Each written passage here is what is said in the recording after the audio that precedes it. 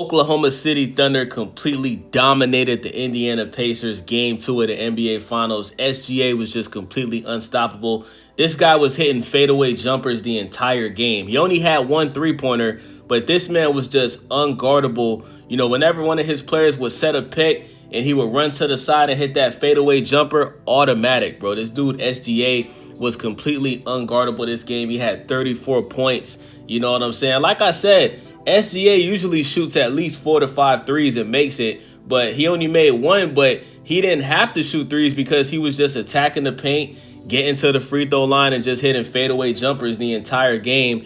And nobody on the Indiana Pacers had an answer for it. Jay Will had 19 points. Chet Holmgren had 15 points. Alex Caruso came off the bench and dropped 20 points, bruh. You know what I'm saying? Also, Wiggins came off the bench and dropped 18. So shout out to the Oklahoma City Thunder, man.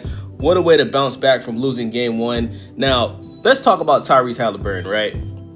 So we all know that Tyrese Haliburton, he's been on a revenge tour this entire playoffs because he was voted the most overrated player in the NBA. But when you look at a game like last night, where your team has the chance to go up 2-0 in your opponent's arena, and then you can go back home and potentially close the series out with a sweep, Tyrese Haliburton did not even play like many people don't consider him a superstar. I do.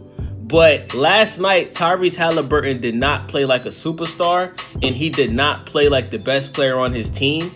And you just can't afford to have bad games like this, bro. Like, Tyrese Haliburton, he didn't put his foot on the gas until the fourth quarter when his team was down 20-something points already, bro. Why would you wait until the fourth quarter when your team is down 20 points, you haven't had a lead the whole game? That's when you decide to start making shots. Unbelievable. You know what I'm saying? Like, he hit 2 floaters. He hit these 2 nice floaters. You know what I'm saying? Then he hit a three-pointer. But even with that, like I said, the Pacers was still down 20 points. You understand what I'm saying? SGA was still hitting fadeaway jumpers. I ain't gonna lie, the best part of the Pacers this whole game was Miles Turner dunking on Hartenstein, bruh. That was the nasty. I ain't gonna lie, that was the nastiest play of the entire game, bruh. The Pacers had a terrible game, but that dunk that Miles Turner did on Hartenstein was nasty, bruh. That was nasty, man. Shout out to Miles Turner, man. You know, Miles Turner had 16 points. Pascal Siakam, he had a bad game, bro. This guy, he only had 15 points. He was 3 for 11, 1 for 4 from the 3. He did have 7 rebounds and 4 assists, but offensively, Pascal Siakam had a terrible game. Nate Smith had 14 points. He does what he usually does. Nembhard had 11 points. You know what I'm saying? This whole team really struggled, man. They didn't shoot well this game. You feel me? Like, Tyrese Haliburton from the 3, he was 3 for 8 from the 3. Like I said, in the fourth quarter, Haliburton was on fire. He was on fire in the fourth quarter, but overall, the Pacers, they did not shoot good from the 3, man. They shot way too many three-pointers, and they missed too many three-pointers. And I think that they could have made this game closer if they just would have attacked the paint more. You understand what I'm saying? Haliburton 3 for 8 from the 3. Nembhard 1 for 4 from the 3. Miles Turner 1 for 5 from the 3. Pascal Siakam 1 for 4 from the 3. The only person on the team that shot decent from the 3 was Nate Smith. He was 4 for 8.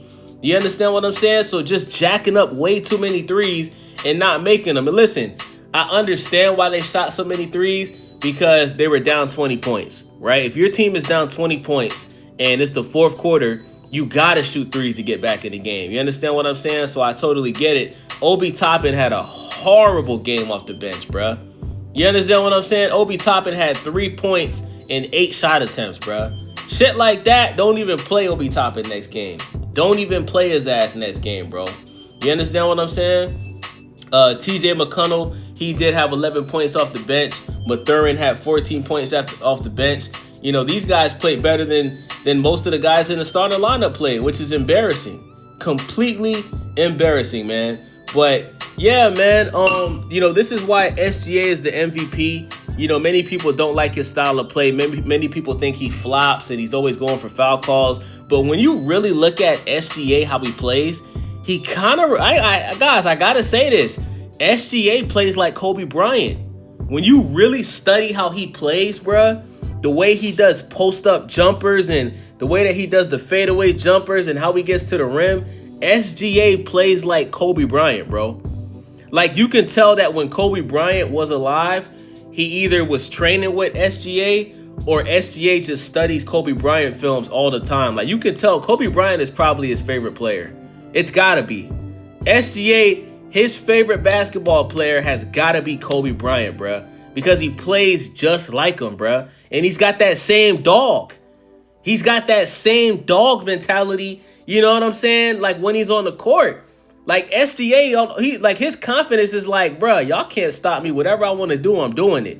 If I want to get to the free throw line, if I want to make a layup, if I want to post up and hit a Kobe Bryant fadeaway post-up jumper, or if I just want to have one of my players on my team set a pick and I just run to the side and hit a fadeaway, y'all niggas can't guard me, bro. And that's what he did last night, man. Just absolutely dominated. The Pacers, they didn't have a lead this entire game. And, you know, listen, I understand that for a majority of the playoffs, we seen the Pacers come back from 20 points and Tyrese and Nembhard and them leads them to the promised land. But you can't expect to do that against the best team in the NBA, right? The Oklahoma City Thunder, they were the best team, period, in the NBA. It could have been the Cavaliers. Either way, they were number one, number two, right? They were number one in the West. SGA was the regular season MVP. He won the Western Conference MVP. You know what I'm saying? If he wins the finals, we already know he's going to win finals MVP. You feel me? He should have won MVP last year. You can't afford to let a team like this dominate you the entire game, and then you just think in the fourth quarter, oh, we're just going to come back in the fourth quarter and jack up a bunch of threes, and Tyrese Haliburton's going to hit the game winner. Like, no. This is the finals. This is the finals, guys. You already won one game in their arena. Do what you need to do to win another one. They should have never let this game get out of control how it got out of control, bro. Tyrese Haliburton, you have got to be better in the first half, bro. There's been too many games this entire playoffs where you play like dog shit in the first half, and then in the second half, the third and the fourth quarter, all of a sudden you look like prime Steph Curry. You can't keep doing that. You know what I'm saying? Like, especially right now. Don't do that now in the finals, bro. Play good the entire game, bro. Play good the entire game. Like, what pissed me off about Tyrese Haliburton in the first half is he wasn't even trying to score. Like, he wasn't even aggressive. You understand what I'm saying? Like, Nembhard and they was all more aggressive offensively in the first half than Tyrese Haliburton. And it's like, Tyrese, bro, you played 34 minutes and you only had 13 shot attempts, bro. And you're supposed to be the best player on the team? Come on, man. That's ridiculous. That is ridiculous. The best player on OKC had 21 shot attempts. You only had 13 the entire game. You understand what I'm saying? And then all of a sudden in the fourth quarter, like, you want to start scoring when your team is 20. You want to start hitting floaters and shooting threes and doing all of this shit in the fourth quarter when there's 7 minutes left in the game and your team is down 20 points, bro. Come on, Tyrese. Be better, man. Now, I'm expecting Indiana to win Game 3 in Indiana to take the lead 2-1. And then I'm expecting OKC to win Game 4. You know what I'm saying? To tie the series up. And I'm not going to lie to y'all, man. I have a strange feeling that this is going to be a 7-game series. You know, I just got that feeling. But listen, I keep switching who I think is going to win this series. I swear to God, like, as of right now, I would say OKC is going to win in 6 games.